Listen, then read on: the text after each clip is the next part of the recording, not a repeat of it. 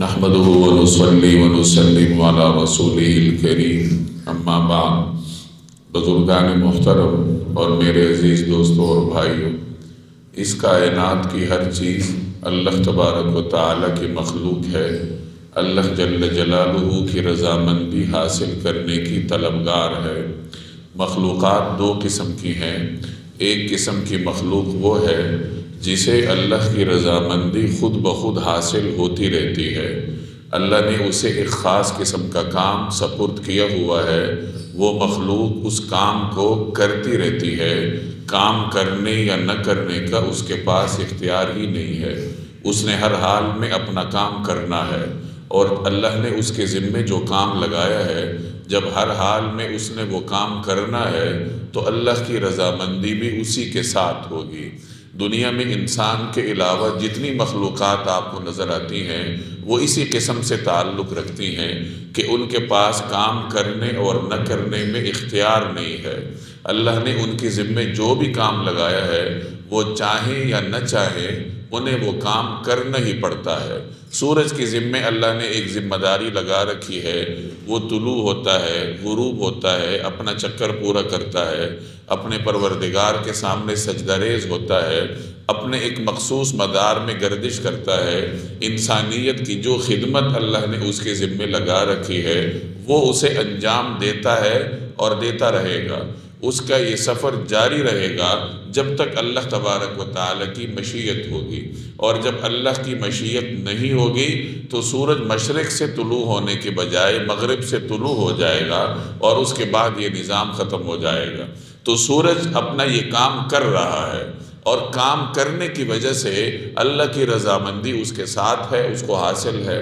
چاند کو دیکھ لیں، ستاروں کو دیکھ لیں، اور آپ کو گرد و پیش میں جتنی مخلوقات نظر آتی ہیں، چاہے وہ جمادات ہوں، چاہے وہ نباتات ہوں، چاہے وہ حیوانات ہوں، یعنی چاہے کوئی پرندے آپ کو اڑتے ہوئے نظر آتے ہیں، یا مچھلیاں آپ کو تیرتی ہوئی نظر آتی ہیں، یا پھر حیوانات آپ کو چلتے پھرتے نظر آتے ہیں، یا یہ جن چیزوں کو آپ جامد سمجھتے ہیں کہ یہ تو پتھر ہے، اس کے اندر تو شعور نہیں، یہ تو مٹی ہے، یہ تو ریت ہے، یہ پہاڑ ہے، تو یہ جو بھی مخلوقات ہیں اللہ تبارک و تعالی ان کو اتنا شعور اللہ نے دیا ہوا ہے کہ یہ اپنے رب کو پہچانتے ہیں، اور رب کی جانب سے جو کام انہیں دیا گیا ہے وہ کام یہ کرتے رہتے ہیں، اور کام کرتے رہنے کے نتیجے میں اللہ کی رضامندی بھی ان کو حاصل ہوتی ہے۔ تو مخلوقات کی ایک قسم تو یہ ہے۔ مخلوقات کی دوسری قسم میں صرف انسان ہے۔ انسان اللہ کی وہ مخلوق ہے جسے اللہ کی رضا خود حاصل نہیں ہوتی، اسے اللہ کی رضا حاصل کرنی پڑتی ہے۔ انسان کو اللہ نے جو کام دے رکھا ہے تو اللہ نے ساتھ اختیار بھی دیا ہے۔ اب اختیار ایک طرف انسان کے شرف کو بڑھاتا ہے تو دوسری طرف اس کی ذمہ داری کو بھی بڑھاتا ہے۔ اسی اختیار کی وجہ سے انسان امتحان میں ہے۔ یہ گرد و پیش میں آپ کو جتنی چیزیں نظر آتی ہیں، یہ دیواریں ہیں، یہ لکڑی کا بنا ہوا لکڑی کی بنی کرسیاں آپ کے سامنے ہے، یہ قالین ہے، اور یہ باہر آپ گزر کر آئے ہیں، بے شمار مخلوقات آپ کے سامنے ہیں، ان کے پاس اختیار نہیں ہے۔ اختیار نہ ہونے کی وجہ سے یہ آزمائش میں بھی نہیں ہے۔ آپ کے پاس اختیار ہے، اور اس اختیار نے جہاں آپ کو تمام مخلوقات کا سردار بنایا ہے کہ آپ اشرف المخلوقات ہیں، وہی اس اختیار نے آپ کو مشکل سے بھی دوچار کیا ہے کہ آپ امتحان میں ہیں، آپ آزمائش میں ہیں۔ تو انسان کو کام سپرد کرنے کے بعد اختیار بھی دیا گیا۔ اب جو آدمی اپنے اختیار کو بروئے کار لاتے ہوئے اللہ کی اطاعت کرتا ہے تو اللہ کی رضامندی بھی اسی کے ساتھ ہوتی ہے۔ تو انسان اللہ کی عبادت کرنے کے لیے آیا ہے، اللہ کی عبادت کرنا یہ اس کی ذمہ داری ہے، اور اپنی ذمہ داری انجام دینے میں وہ مکمل خود مختار ہے۔ آپ سب یہاں جمعے کی نماز کے لیے آئے ہیں تو اپنے اختیار سے آپ نے فیصلہ کیا ہے، ڈنڈے سے ہنکا کر فرشتوں نے کسی کو یہاں نہیں بھیجا۔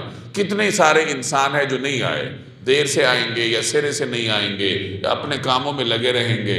تو انسان جو بھی عبادت کرتا ہے، اللہ کی اطاعت جو بھی کرتا ہے وہ اپنے اختیار سے کرتا ہے، اور جب اپنے اختیار سے وہ اللہ کی طرف سے سپرد کیا گیا کام کرتا ہے تو اللہ تبارک و تعالیٰ کی رضا بھی اس کو حاصل ہوتی ہے۔ اللہ کی رضامندی دنیا میں انسان کے لیے اللہ کی جانب سے سب سے بڑا انعام ہے۔ انسان پہ اللہ بے شمار نعمتیں اللہ کی جانب سے انسان کو ملتی ہیں۔ سب سے عظیم نعمت جو انسان کو ملتی ہے وہ اللہ تبارک و تعالیٰ کی رضامندی ہے۔ اللہ تبارک و تعالیٰ کی معرفت رکھنے والے جو بھی بڑے بڑے انسان گزرے ہیں یا موجود ہیں، وہ سب اسی تگ و دو میں لگے رہتے ہیں کہ کسی طرح اللہ ہم سے راضی ہو جائے، کسی بھی قیمت پر اللہ تبارک و تعالیٰ کی رضا ہمیں میسر ہو جائے۔ حضرت آدم علیہ السلام جنت میں تھے، اللہ کا قرب انہیں حاصل تھا، فرشتوں کی مجالس میں تھے، تو انہیں حکم ہوا کہ یہ درخت نہیں کھانا۔ اب کسی طرح انہیں یہ یقین دہانی کروائی گئی، شیطان کی طرف سے ہو یا کسی بھی طرح، تو انہیں یہ احساس ہوا کہ اگر یہ درخت میں کھا لوں تو میں ہمیشہ ہمیشہ کے لیے ادھر ہی رہوں گا، ادھر ہی جنت میں رہوں گا، اللہ کا قرب میسر رہے گا، یہ پاکیزہ ماحول میسر رہے گا، یعنی اللہ کی رضامندی مجھے ہمیشہ کے لیے حاصل ہو جائے۔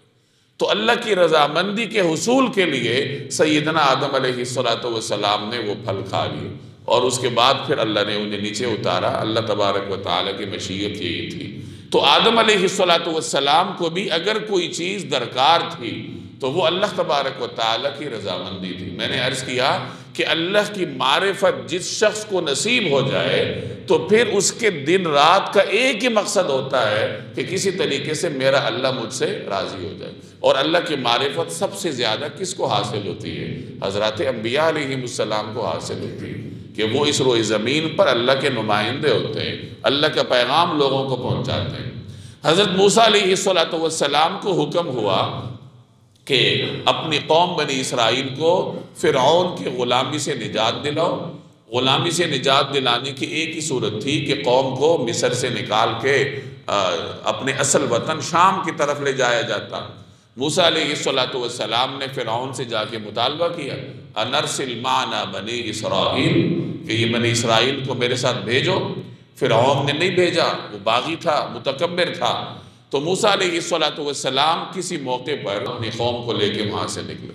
قوم کے لوگوں نے کسی طرح وہاں سے راہ نجات اختیار کی اور وہاں سے نکل کھڑے ہوئے۔ اب جب مصر سے نکلے، واقع آپ کو معلوم ہے، اللہ نے سمندر میں ان کے لیے راستے بنائے، انہوں نے سمندر پار کیا اور پار وادی میں اتر گئے۔ آگے ان کا سفر شروع ہوا، شام کی جانب جانا تھا۔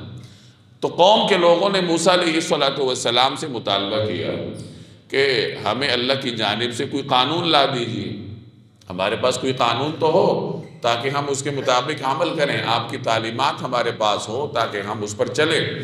اللہ تبارک و تعالیٰ نے موسیٰ علیہ السلام سے فرمایا کہ میرے پاس کوہ طور پر آؤ، اپنے ساتھ اپنی قوم کے کچھ سرکردہ افراد کو بھی لے کر آؤ، کوہ طور پر آ کر 40 دن روزہ رکھو، اس کے بعد پھر اللہ جل جلالہ کی جانب سے آپ کو تورات عطا ہوگی، اور یہ تورات وہی قانون ہوگا جس پر آپ کی قوم چلے گی، تاکہ آپ کی قوم کے پاس ایک پیغام آ جائے کہ زندگی کیسے گزارنی ہے۔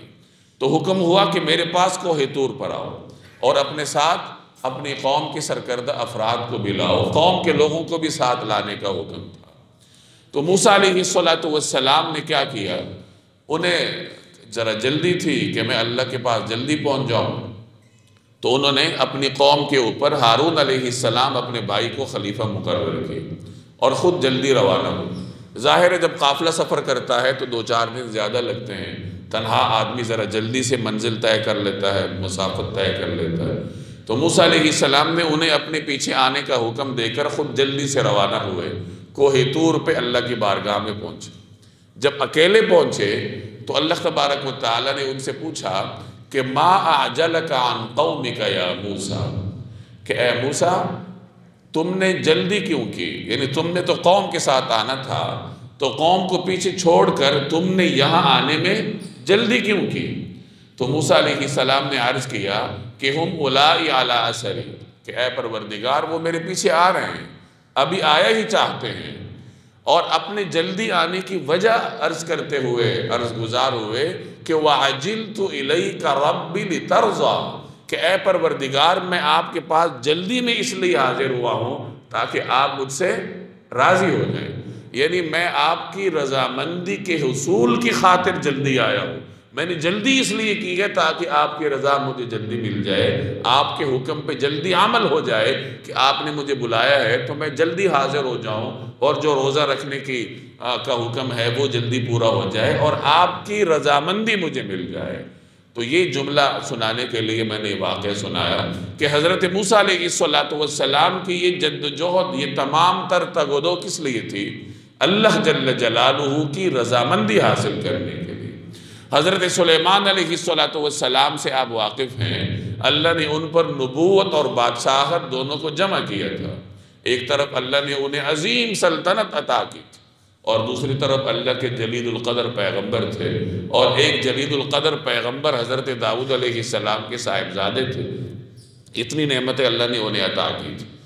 تو وہ اللہ سے دعا کرتے ہیں کہ یا پروردگار اوزعنی ان اشکر نعمتک، کہ مجھے آپ توفیق عطا کیجئے کہ میں آپ کے نعمتوں کا شکر ادا کروں. التی انعمت علی، تاکہ یعنی وہ نعمتیں جو آپ نے میرے اوپر کی ہیں، اور مجھے توفیق دیجئے کہ ان اعمل، کہ میں وہ اعمال کروں ترضاہ، جو اعمال آپ کو راضی کرے. یعنی حضرت سلیمان علیہ السلام کی بھی جد و جہد کس لیے تھی؟ اللہ تعالیٰ کو راضی کرنے کے لیے، اللہ کی رضامندی کے حصول کے لیے. سلیمان علیہ السلام کے بارے میں آتا ہے کہ انہوں نے ایک شیشے کا ایک کمرہ بنا رکھا تھا، اور اس میں اللہ جل جلالہ کی عبادت کرتے رہتے، اور اس دن حضرت سلیمان علیہ السلام سے ملنے کی کسی کو اجازت نہ ہو. اللہ کی عبادت تو کرتے تھے اور اس میں محنت کرتے تھے، اور اس تمام تر محنت کا ایک ہی مقصد تھا، ترضا، کہ یا پروردگار ایسے اعمال کی مجھے توفیق عطا فرما جو اعمال آپ کو راضی کر دیں، یعنی آپ کی رضامندی مجھے حاصل ہو جائے. جناب رسول اللہ صلی اللہ علیہ وسلم سید الاولین والآخرین، اللہ تبارک و تعالی نے اس کائنات کو پیدا ہی آپ کے لیے کیا، جنت اللہ نے آپ کے لیے پیدا کی ہے. ان تمام تر اعزازات کے باوجود آپ رسول اللہ صلی اللہ علیہ وسلم کی عبادات کا حال ملاحظہ فرمائیں کہ رسول اللہ صلی اللہ علیہ وسلم عبادات میں کس قدر محنت فرماتے تھے. روایات میں آتا ہے کہ آپ علیہ السلام جب نماز پڑھتے تھے تو نماز کی حالت میں آپ کے سینہ اطہر سے ایسی آواز آتی تھی جیسے چکی چلنے کی آواز ہوتی، یعنی اس طریقے سے گڑگڑاہٹ کی آواز آتی تھی، خشیت کی وجہ سے، اللہ تبارک و تعالیٰ کی خشیت، اللہ کے خوف کی وجہ سے نبی کریم صلی اللہ علیہ وسلم کی سینہ اطہر سے عین نماز کے عالم میں ایسی آواز آتی. آپ کی رات کی نمازیں اتنی لمبی ہوتی تھی کہ نبی کریم صلی اللہ علیہ وسلم کے پاؤں مبارک پر ورم آ جایا کرتا تھا. آپ اندازہ لگائیں کہ وہ کتنی لمبی نماز ہوگی کہ جس میں آپ اتنی دیر کھڑے ہیں کہ کھڑے کھڑے نبی کریم صلی اللہ علیہ وسلم کی پاؤں مبارک میں سوجن آ گئی. ایک صحابی کہتے ہیں عبداللہ ابن مسعود رضی اللہ تعالی عنہ کہ میں ایک مرتبہ نبی کریم صلی اللہ علیہ وسلم کے پیچھے نیت باندھ کر کھڑا ہوا. آپ رات کو نوافل ادا فرما رہے تھے، تہجد کا معمول پورا فرما رہے تھے، تو آپ کی نماز اتنی لمبی ہوئی کہ میرے دل میں کچھ عجیب خیال آنے لگا. تو پوچھنے والے نے پوچھا کہ کیا خیال آنے لگا؟ تو انہوں نے فرمایا کہ میرے دل میں یہ خیال آیا کہ یا تو میں بیٹھ جاؤں، اتنی دیر کھڑے ہونے کی میرے اندر استطاعت نہیں، اور یا پھر میں نماز توڑ دوں. یعنی اس قدر لمبی نماز نبی کریم صلی اللہ علیہ وسلم ادا فرماتے تھے کہ صحابہ کرام کو نماز میں، تہجد میں آپ کا ساتھ دینا یہ مشکل معلوم ہوتا تھا. اور اتنی جد و جہد کرتے ہوئے جب آپ کو دیکھا گیا اور آپ سے سوال کیا گیا کہ یا رسول اللہ، ہم اگر جد و جہد کرتے ہیں، محنت کرتے ہیں، تو ہمیں تو بخشش کے لالے پڑے ہیں کہ اللہ کسی طرح ہماری بخشش کر دے، ہماری مغفرت کر دے. آپ اتنی جد و جہد کیوں فرماتے ہیں؟ آپ کو تو اللہ تبارک و تعالی نے اتنے اعزازات سے نوازا ہوا ہے، تو اتنی محنت کرنے کی آپ کو کیا ضرورت ہے؟ تو نبی کریم صلی اللہ علیہ وسلم نے فرمایا افلا اکون عبدا شکورا، کہ پھر میں کیا شکر گزار بندہ نہ بنوں. یعنی یہ عبادات اس لیے ہیں تاکہ اللہ کا شکر ادا کیا جائے، اللہ جل جلالہ کو راضی کیا جائے. تو نبی کریم صلی اللہ علیہ وسلم کی یہ تمام تر محنت، عبادات کے اندر جد و جہد، محنت کرنا، یہ اللہ تبارک و تعالیٰ کی رضامندی کی خاطر تھا، اور یہی طرز عمل، یہی سنت اللہ نے آپ کے صحابہ میں بھی جاری فرمائی تھی۔ تو ان تمام تر گزارشات کا خلاصہ یہ ہے کہ اللہ تبارک و تعالیٰ کی رضامندی یہ بندہ مومن کے لیے اللہ تعالیٰ کا سب سے بڑا انعام ہے۔ جیسے قرآن کریم میں ہے وَرِضْوَانٌ مِّنَ اللَّهِ أَكْبَرُ، اللہ کی رضامندی یہ سب سے بڑھ کر ہے، یعنی ہر چیز سے بڑھ کر کیا ہے؟ اللہ کی رضامندی ہے۔ ایک حدیث میں آتا ہے کہ جب جنتی جنت میں چلے جائیں گے، انہیں ہر طرح کی نعمت میسر ہوگی۔ جنت کی نعمتوں کی تفصیلات قرآن کریم میں مذکور ہیں، احادیث میں بھی ہیں، آپ واقف ہیں۔ جنتی جو چاہے گا اسے ملے گا، کسی قسم کی تھکاوٹ نہیں ہوگی، کوئی تکلیف نہیں ہوگی، ادنا قسم کی ذہنی پریشانی بھی اس کو نہیں ہوگی۔ ہر قسم کی نعمتیں جب ان کو مل جائیں گی تو پھر اللہ تبارک و تعالیٰ کی جانب سے جنتیوں سے خطاب ہوگا اور فرمایا جائے گا کہ اے اہل جنت، کیا تمہیں سب چیزیں مل گئی ہیں؟ وہ کہیں گے کہ مل گئی ہیں۔ تو اللہ فرمائے گا کہ اب میں تمہیں ایک عظیم نعمت دینے والا ہوں۔ تو جنتی عرض کریں گے کہ یا اللہ، ہر چیز تو ہمیں میسر ہے، کسی چیز کی کمی تو ہے نہیں، تو آخر وہ کون سی نعمت ہے جو اب آخر میں آ کے ہمیں عطا کی جا رہی ہے، اور وہ سب سے بڑی نعمت بھی ہے، تو وہ کون سی بڑی نعمت ہے؟ تو اللہ تعالیٰ فرمائیں گے کہ اب میں تمہیں اپنی رضامندی کا پروانہ دینے لگا ہوں، اب میں تم سے ہمیشہ کے لیے راضی ہوں، اور آج کے بعد تم میں سے کسی سے اس کا پروردگار ناراض نہیں ہوگا۔ تو یہ جو اللہ کی رضامندی کا پروانہ ہے کہ اب ہمیشہ کے لیے تمہارا پروردگار تم سے راضی ہے، یہ اہل جنت کو بھی آخر میں جا کے ملے گا، یعنی یہ اتنی بڑی نعمت ہے۔ تو اسی نعمت کے حصول کی خاطر دنیا میں انسان جد و جہد کرتا رہتا ہے۔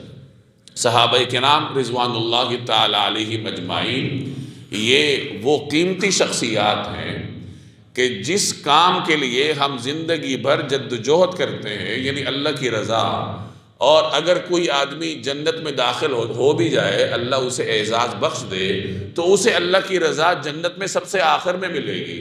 یعنی اتنی بڑی نعمت حضرات صحابہ کرام کو اللہ نے دنیا میں عطا کی تھی۔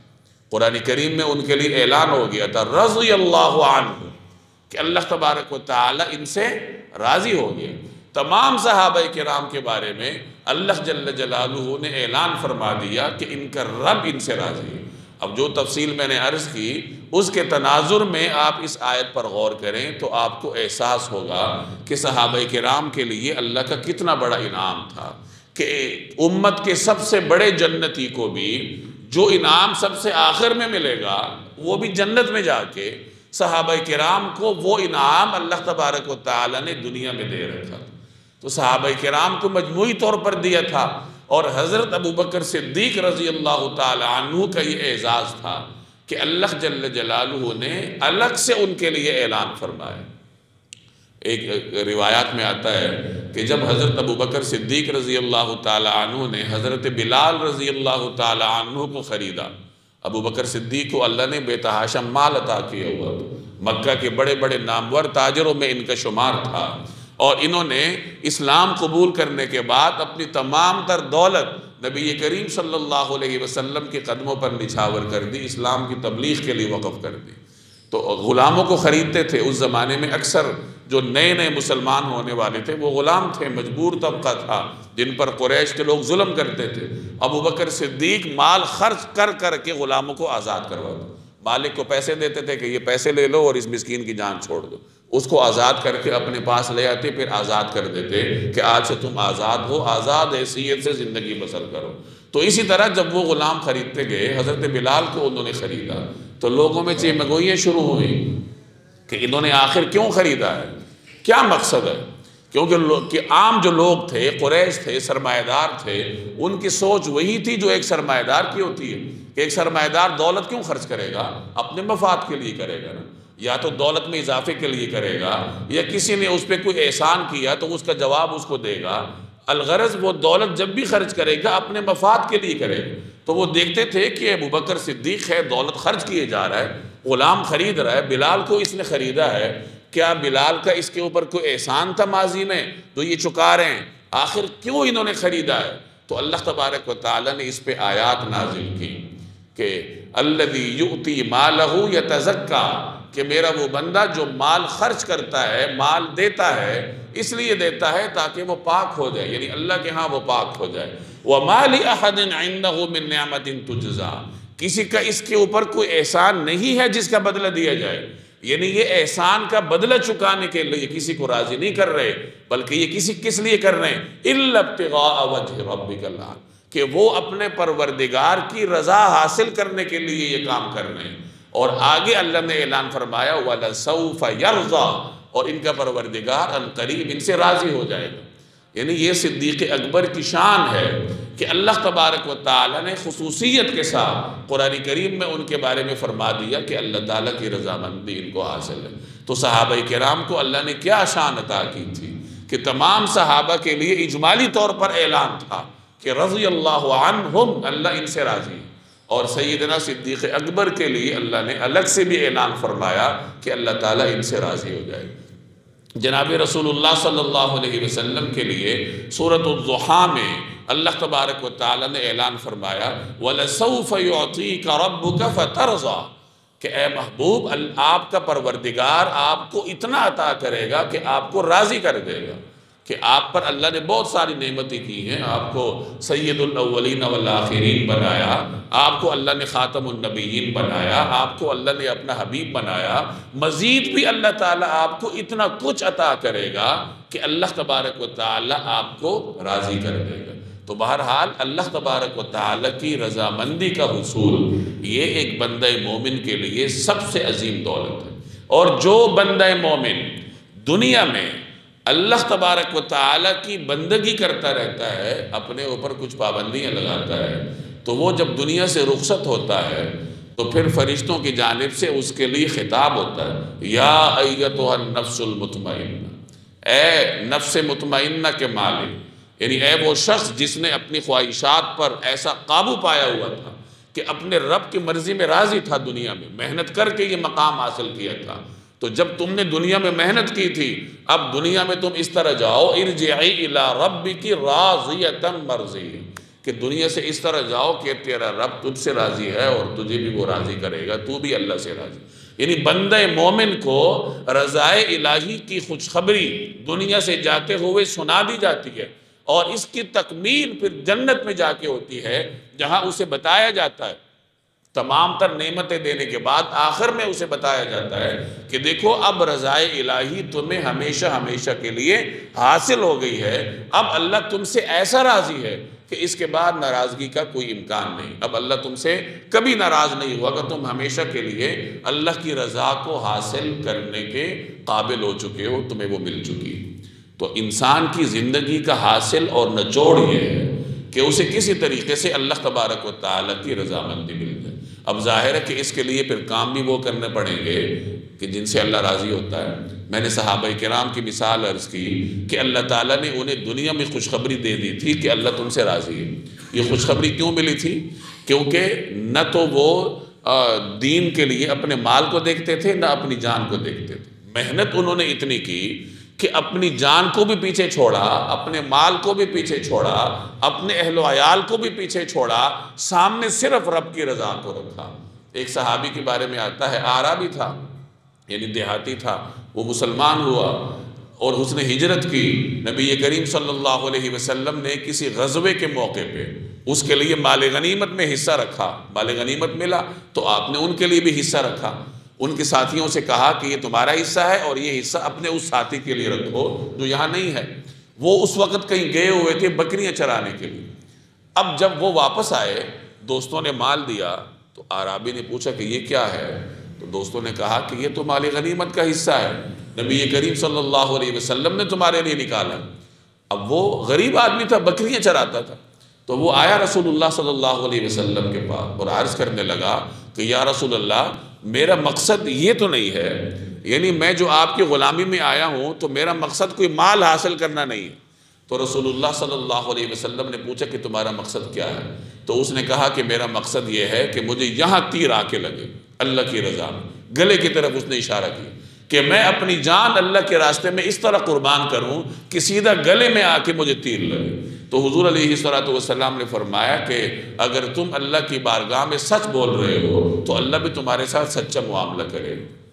اگلے موقع پہ ایسے ہی ہوا، دشمن کے ساتھ لڑائی درپیش تھی، جہاد تھا، ہو رہا تھا، تو اچانک دشمن کی جانب سے ایک تیر آیا اور سیدھا اس کے گلے میں جا کے پیوست ہوا اور وہ شہید ہوا۔ رسول اللہ صلی اللہ علیہ وسلم کے پاس جب اس کا جسد، اس کا جسم لایا گیا تو عین اسی جگہ پہ اس کو تیر لگا تھا جہاں اس نے حضور علیہ السلام سے بات کرتے ہوئے اشارہ کیا۔ تو آپ علیہ السلام نے اپنے پاس سے کفن عطا فرمایا، اس کا جنازہ پڑھایا اور آپ نے فرمایا کہ یا اللہ، یہ شخص تیرے راستے میں ہجرت کر کے آیا تھا، تیرے راستے میں اس نے جہاد کیا، شہید ہوا اور میں اس پر گواہ ہوں۔ تو اس طریقے سے اللہ تبارک و تعالیٰ کی رضا اسے حاصل ہوئی، تو اپنی جان کو نہیں دیکھا۔ تو میں عرض کر رہا تھا کہ صحابہ کو اگر یہ ٹائٹل ملا ہے اللہ کی رضا کا، تو اس کے حصول کے لیے وہ اپنی جانوں پر سے گزر گئے، اپنے اہل و عیال پر سے گزر گئے، اپنے مال کو نہیں دیکھا، اتنی محنت کی انہوں نے۔ تو ظاہر ہے کہ اس درجے کی نہ صحیح لیکن کسی حد تک تو کوشش ہمیں بھی کرنی پڑے گی۔ تو اللہ کی رضا اسی وقت حاصل ہوگی جب آپ اپنے اختیار کو بروئے-کار لاتے ہوئے اللہ کی عبادت کریں گے۔ اس کے لیے انسان کو محنت کرنی پڑتی ہے۔ اگر ہم اپنے شب و روز پر نگاہ ڈالیں تو دین کے معاملے میں محنت کرنے کا تصور ہمارے ہاں سرے سے نہیں ہے۔ یعنی ہم اپنے اوپر جبر کر کے نماز کے لیے نہیں جاتے۔ اگر کبھی بالکل ہم ہر طرف سے فارغ ہیں اور رخ خود ہی مسجد کی جانب ہو گیا تو ہم نماز پڑھ لیتے ہیں، لیکن کسی دعوت سے اٹھ کے آنا، رشتہ داروں کے پاس سے اٹھ کے جانا، گھر والوں کے پاس سے اٹھ کے جانا، محنت کر کے جماعت کی نماز میں جانا، اس کا تصور ہمارے ہاں نہیں۔ اگر طبیعت بہت فریش ہے، کوئی کام کرنے کو نہیں ہے تو قرآن کریم کھول کے بیٹھ گئے، تلاوت کر لی۔ لیکن اگر محنت کرنی پڑی کہ گپ شپ سے اٹھ کے آنا پڑے، نیند سے اٹھنا پڑے، ٹھنڈے پانی سے وضو کرنا پڑے، طبیعت پر جبر کر کے تلاوت کرنی پڑے، تو یہ کام ہمارے کرنے کا نہیں، ہم کرتے نہیں۔ اور بھی آپ مثالیں تلاش کرتے جائیں، خلاصہ صرف ایک جملہ ہے کہ ہم نے یہ سمجھا ہے کہ محنت تو بس دنیا کے کام میں ہوتی ہے، دین کے کام کے لیے محنت ہے ہی نہیں۔ خود بخود کوئی کام ہو گیا تو ہو گیا، نہیں ہوا تو محنت میں نے دین کے معاملے میں نہیں کرنی۔ یہی صورتحال ہم سب کی ہے نا۔ میں اپنا جائزہ لوں، آپ میں سے ہر آدمی اپنا جائزہ لے، تو میرے بھائی اگر ہم سب اتنے سہولت پسند ہیں تو اللہ کی رضا مفت میں تو نہیں ملنے والی۔ اللہ کی رضا اگر صحابہ کو ملی ہے جان اور مال کے عوض، اور میں اور آپ یہ خواہش کریں کہ ہمیں کچھ بھی نہ کرنا پڑے اور اتنی عظیم نعمت مل جائے، تو ایسے تو نہیں ہوگا۔ ہمیں اپنی خواہشات کو قربان کرنا پڑے گا، دین کے معاملے میں محنت کرنی پڑے گی، جد و جہد کرنی پڑے گی، کبھی برادری کو بھی ناراض کرنا پڑے گا، کبھی گھر والے بھی ہم سے ناراض ہوں گے۔ یعنی ہر چیز سے انسان دستبردار ہو سکتا ہے، لیکن یہ عزم کر لے کہ میں دین سے دستبردار نہیں، اور ایک جملے میں اس کو سمیٹ کر یوں تصور کر لیں کہ میں دین کے معاملے میں محنت کروں گا۔ تو جب آدمی محنت کرنا شروع کرتا ہے تو اللہ تبارک و تعالیٰ کی رضا بھی اس کو مل جاتی ہے۔ اللہ تبارک و تعالیٰ ہم سب سے راضی ہو جائے۔ وآخر دعوانا ان الحمد للہ رب